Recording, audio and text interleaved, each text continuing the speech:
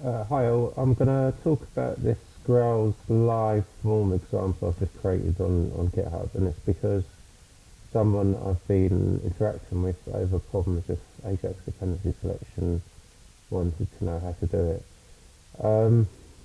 I've had to do some changes because when I uploaded it, I had two different projects, and I changed the application of properties and took out all the other bits and stuff of version. And what happened is that then broke the JavaScript, because in the JavaScript I had originally base app which got that information from the application of properties and then pumped it here. So when I started doing the video initially, I ran into a problem. So I've done it this way now and just used, you don't actually need to define it, so I've just done it because, yeah. So yeah, I'm going to talk through what this little project is and what it's doing. You can see it now running. I've actually tested it just beforehand just to make sure it's working. So we have a basic project which has a domain class of person, and it has three fields: first name, surname, and address. And then initially I just did a generate controller and view, and that generated all the person controller, which basically without this and without this would be the default controller. And the difference in the views, I've got this new page, and I've also got an amended version of index.jsp, which was the default action. So let's test the site first. So if we go to the do new person, address, my address, my name, my surname.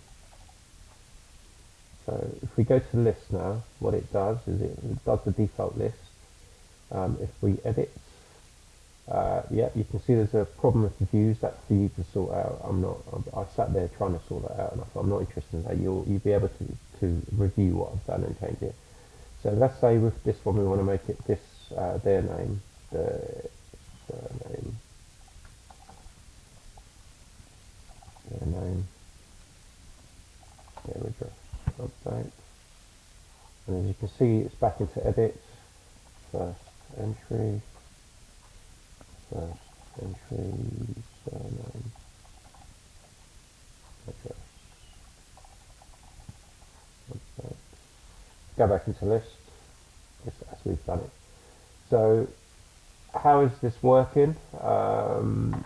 What I've done is, so if we go into the index page, which is where it's all happening, what I've got is a JavaScript function I've put at the top, which when I had it at the bottom didn't work with this above it. And what this does is it creates an Ajax link to person controller, my form, and loads in the page that's been passed to it. The page that's been passed into it by the parameter of template, and I've done it this way, just to show you how you can break out. And no, that's fine. Yeah, that ends there. Sorry. So in here, what I've done is, so if I show you, in order to view what the default was, you can actually generate the controllers and views of that domain class that I've shown you, or inside the actual project. If you go to the commits and go to Grails site, the vanilla Grails site, and click here.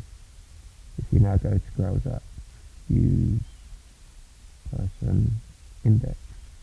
So the default was that in our project, up until the flash message is the same, and then from here we've taken this content, so you can see that bit taken, and it loads the page called list.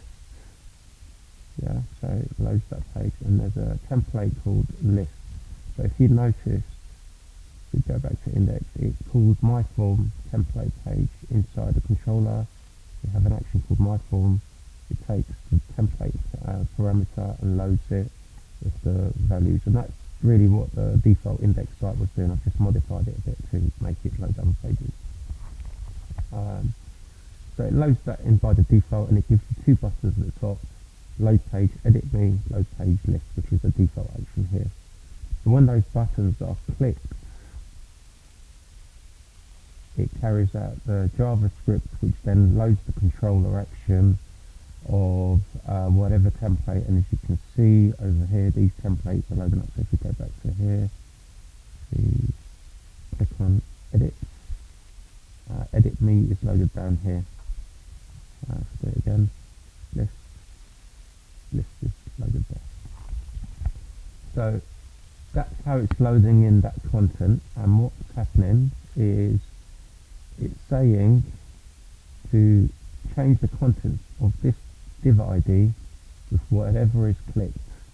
And in edit me, so the list is typically what you had in this bit here. So this chunk is now inside list. So the edit me is my way of making this work. I've left an example here if you wanted to do it the other way and add parameters, or you can do params this way, or you can do params this way. Yeah. So go back to here. It does the same action and it loads in my form. Now my form is typically very similar to this, and it will be really this bit of it which is going through for each one. It's going through, and rather than displaying them, it's made them into input areas and their field names, and I've hidden the ID. And the last thing it does is a remote form. You may be able to do it with normal forms.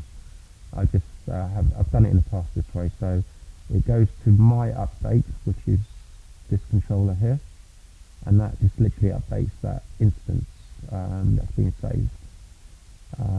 So it updates it. It returns a result to form result, which is in edit me. And have form result here. So whatever the response of whether it was an error or saved or whatever, that will get returned to the master page that loads in this my form template, the edit me. Yeah, it gets a bit confusing, but you have to do it this way for it to work. And when it completes, it loads this interactive form, which again, my form is being called by edit me. So in here we have load interactive form, which loads in that page. So this doesn't actually get called until this is completed, this form completes, which then reloads the page.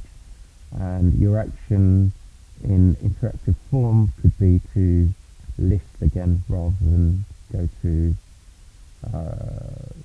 my form or whatever. You can change it to do whatever you want. And that's really it. When you submit on that row, as you can see, we've got the form inside the loop. So within each one, the submit button exists. The difference between this page is obviously the JavaScript at the top and a new field that we've added. So inside list, we have 3 columns. Inside edit me, we've got 4 columns. And the actual contents below that is being handled by, initially, when you go to the page, load interactive form, which loads it in.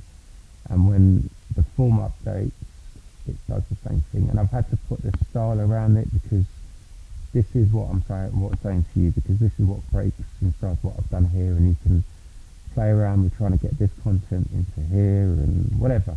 But that's it. That's really it. Want to see it quickly again? We'll do it again. New person. No, not new person list. Okay. Update, but it's one row at a time. Obviously, you can do, and there you go. Okay, take it. Bye.